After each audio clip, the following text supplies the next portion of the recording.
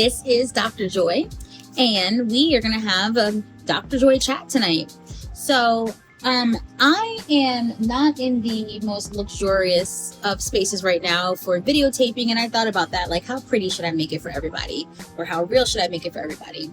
But I wanted to kind of give you a peek into like some of my real practices and what it's really like. And I don't like giving expectations for other people of this like, I don't know, unattainable big thing for having your peace, for being able to get things done in the way that you can get them done. So I want to show you the real, like we can be out here sparkling and all the stuff as people who are present for you to watch and learn from and everything. But I want you to know it's not always sparkly. We do position the camera in a certain way for things to look a certain way.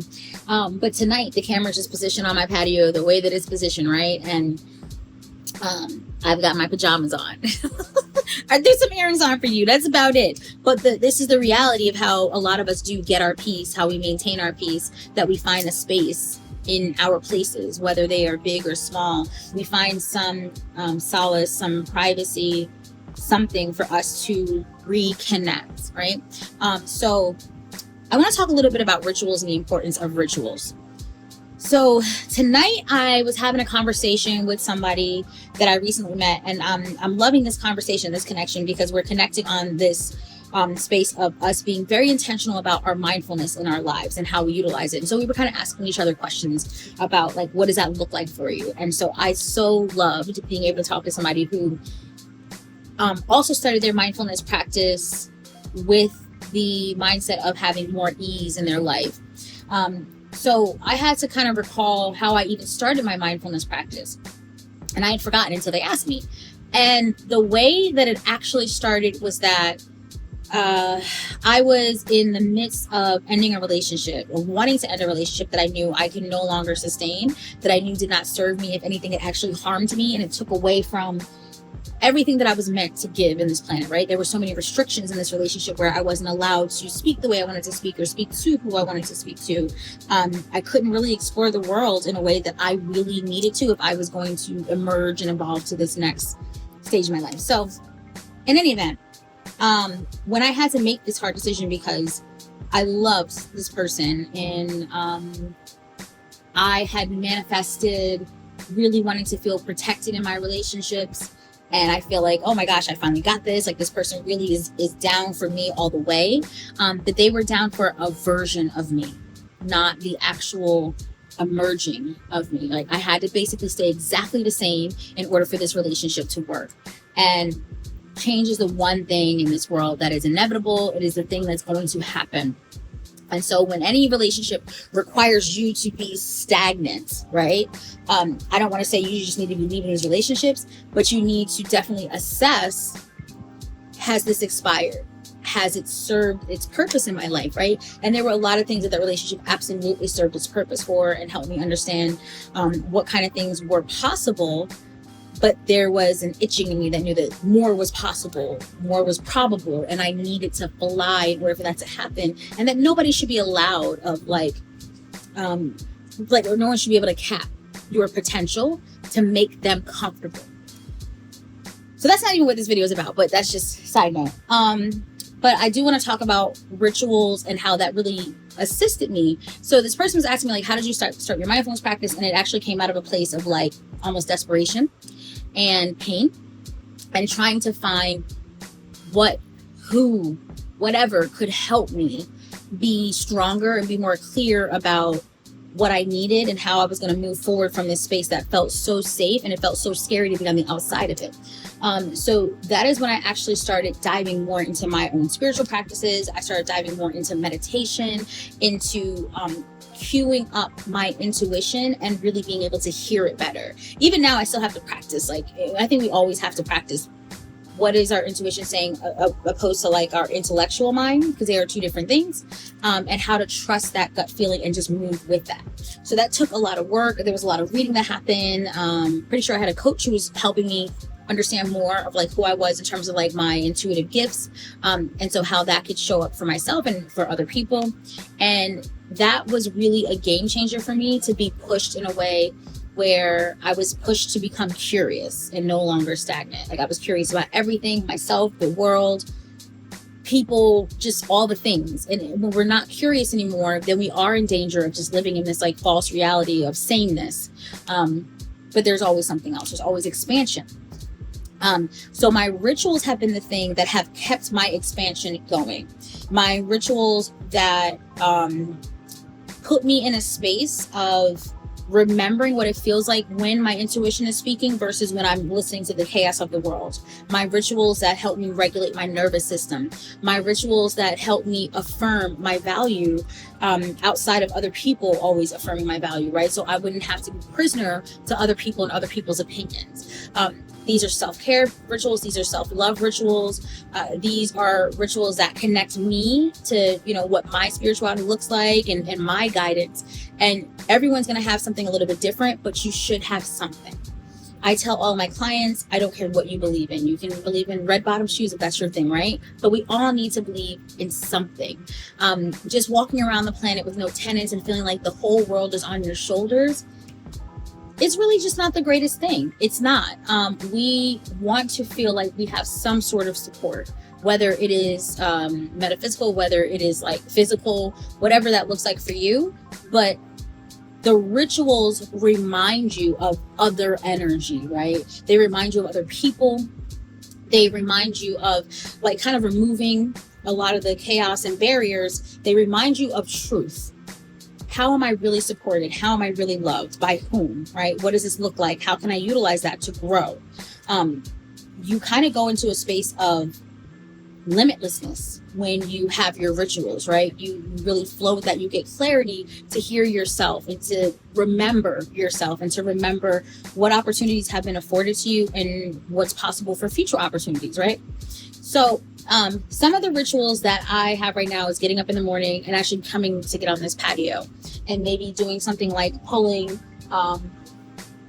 cards. Like I have my African Goddess Rising. So it's a whole deck of cards, right? So these are all going to be African goddesses that I have available for me if I feel like today I need some sort of message or some sort of guidance as to where should I flow my energy? What am I neglecting? What am I doubting in myself, right? So I can get that from just getting some sort of insight from something else. Now, this isn't something where you have to believe really in anything. It's just a tool. So what if I pull a card and you're like, oh, let's test it. How do you know that's really the card you're supposed to have? And you pull another card and it's a different card. And you pull another card and it's a different card. Does it matter? All of the cards are going to have some sort of guidance that really pushes our personality, our beliefs and things like that are going to be helpful, right? Nothing's going to tell you something ridiculous. So not if you have the right tools. So I encourage having anything that will maybe take away some of the overthinking work that we do, just to give you a point to focus on that day and then go with that, right? Like if I listen to, say, a 10-minute meditation on calm, they usually have like a quote or something at the end of it. And I love that because somehow throughout the day, that quote is exactly what I needed, right? And it comes exactly when I needed it. So if we can just trust in everything is kind of working in conjunction with our desires and our needs, we can be in a better space to just trust different tools that are not our regular tools. Or we can trust people saying something that reminded us of something because they needed to, because that needed to be ignited, right? So just trust that your journey is unfolding exactly the way that it needs to, even when it's painful, even when it's confusing, even when you feel that you're in the dark, right? You are not alone in this, right? Meaning there are other people that you have in your life that can say things to you and remind you of something. If you are spiritual or religious, then you know that you're not alone because you have your higher power. You're also not alone because you have different parts of yourself, right? Even outside of like an energetic, spiritual piece of that, we have compartmentalized pieces of our mind, different parts of our personality that we activate. Now, as a woman of color, I am well versed in code switching. So anybody who shares that background with me knows what I'm talking about. And code switching is not just pretending to be somebody else or to assimilate. It becomes actually a part of who you are. You have the capacity to be different people. You are a chameleon, right? And so sometimes the guidance that you're getting is that other part of yourself and remembering like, oh, that's right, I did that thing. I was capable of being that thing. So why wouldn't I be capable of doing anything that I want to do, right? So sometimes it's literally just remembering who you are, and that could be a ritual. So what kind of rituals do you have every day where you intentionally remember who you are? We stray from center. We stray from the goddess that exists, right? We go back very much to like, I have to accept whatever is given to me, opposed to I have to speak on what it is that I want to come into my life. We accept the love that we think we deserve, but we get that messaging a lot of times from people who were not even capable of giving us a proper message. And I'll talk about like our original love story in like another video and things like that, but just know that there's always something that you can pull upon. Don't dismiss the things that come up from your gut, the random thoughts that come up. Don't dismiss them. Take them as synchronicity, as what do we call, like just an intuitive hit, so to speak. Because why not? It's not going to hurt to do that, to allow yourself to process something that keeps coming up in your body for a reason. And see where it is trying to guide you to that next level of you. Don't be scared of you. Don't be scared of what comes up, right? Trust that. So when you do the rituals, it allows you that space to be intentional about, okay, allow these things to come up and quiet everything else. So if you don't have a ritual, like I said, get one today. One of my clients in a support group, I love what she says about this. She has a few things that she does, but she must do them before her feet hit the ground in the morning. And that to me is a really powerful commitment to yourself to say, I'm going to do these things and I'm going to cultivate this energy before my feet even touch the ground, right? That's before you even go to the bathroom. A lot of us got to go to the bathroom as soon as you get up. So commit to yourself to do the thing that's going to get you peace.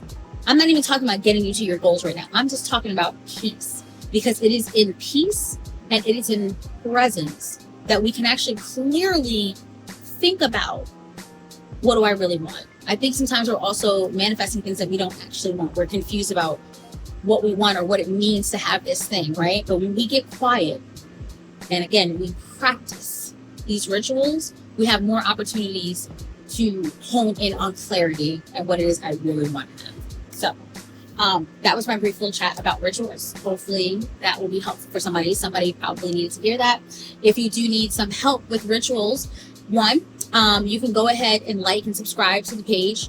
I will consistently be trying to come up with different things, different rituals that could be helpful to you. And two, if you go ahead and you head over to glowingyourgoddessyoga.com, I have a ton of guidance and rituals, on-demand videos to help you really be able to better hear yourself, especially when it comes to our pleasure. How do I get my pleasure? How do I increase my pleasure? What is it I need opposed to what other people are asking for of me?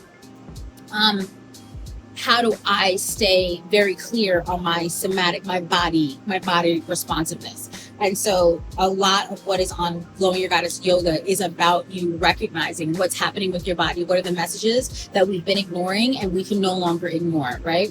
So check that out. And if you have, of course, any questions, comments, please feel free to comment below. If you have ideas around videos that you think would be helpful for you to learn about different things around your sensuality, around your relationships, intimacy with yourself, others, right?